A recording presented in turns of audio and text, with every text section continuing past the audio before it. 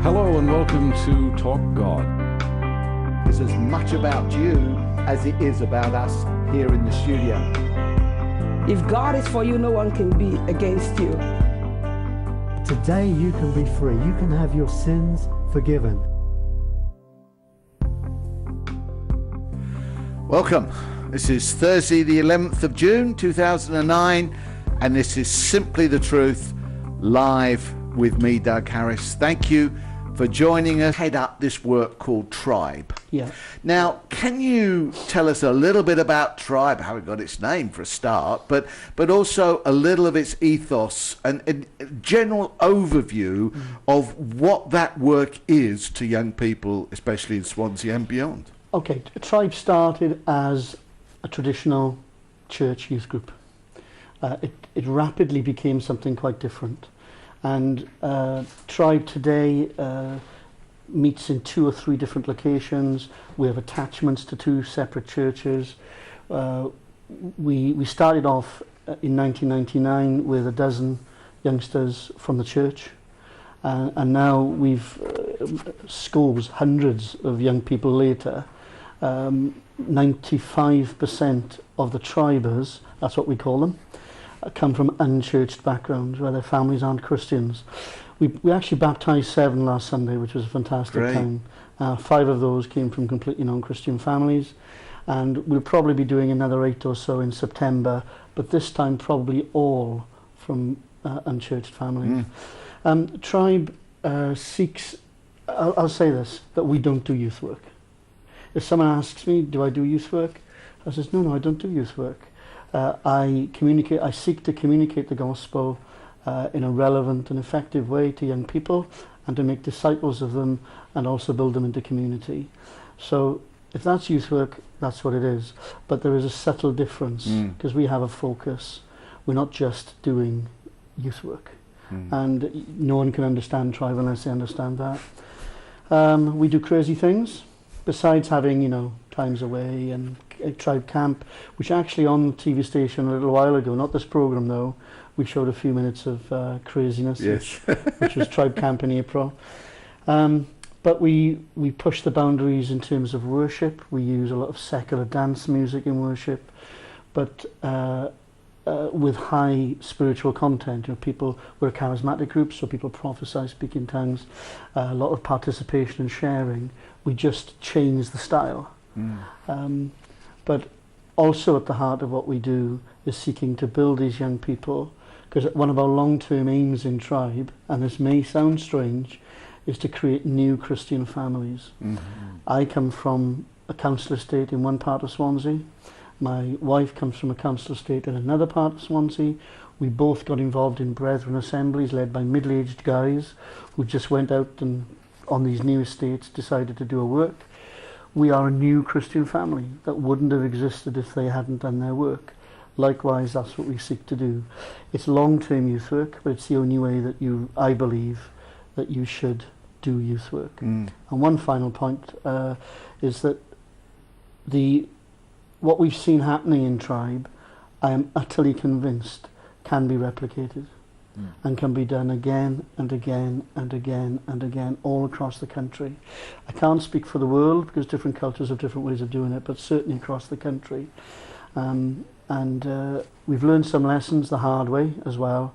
So I would encourage people to learn from us how not to do it as well as how to do it. It's interesting. I mean, you said you started off just as a church youth group. Yeah.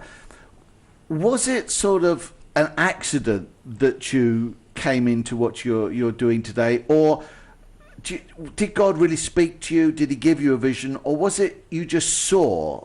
I mean, how did that change take place? Yeah, we did. I was involved right at the beginning. I can't say I had this vision of what it would be and all that would happen, but what I did have was a simple emphasis that it wasn't good enough, because our church wasn't very big. We only had a few young people, and for it to survive, for our youth working with young people to survive, we would have to do something rather than just look after our own kids, if you like, which is what most Christian youth work is. So at the heart of it was this imperative for them to reach out to their friends, and I suppose it all happened from there. So in terms of the way that we did things then became much more outward focused, not inward. It became much more challenging. The Christians that we had were challenged to step up to the plate, to invite their friends, to be involved with. Some become DJs, some joined dance groups, all that sort of thing. And it just took off from there. You know, it's quite a story. It's got its own mythology now, really. But you know, and I look back and I think, how on earth did I get into this? Right. But it's a great ride. I think that's often the best way to get involved, isn't it? Step by step, because it's not just you. It's not just what you are doing. No. It's what God has done. Here you were doing youth work. Then the Lord began to change it, began to develop it. And it really comes to be something which God can own because he's authored it, rather than we sitting back saying, this is our plan, this is what we're going to do. Oh, and please God, bless it. You know, so often that's the way of doing things, isn't it? Yeah, that's right. And I don't want people to think as well that somehow it's all down to me. No. I suppose I am. Or that you're even perfect. Well, I'm not yet. I might be tomorrow morning, but I'm not yet. If only that were true, Doug. Eh? But you know, there've been a lot of people involved in Tribe. Good people, committed people. Many of them are now grown up and married. Yes. Others came to us grown up and were married. But you know, we've got a great team now. But the fantastic thing about the team we have is that most of them have come through the ranks and started off at 12-year-olds. We're on like second or third generation now. Right. Now, James, you're involved in this thing called Mission Net Congress, and the 2009 sort of edition of it, if I can put it like that, was held last Easter. Now, on your website, you stated, quote, so I presume it was you, that those attending will never have experienced anything like it before, close quotes. That's right. Okay, now, what made it so special, and was that true?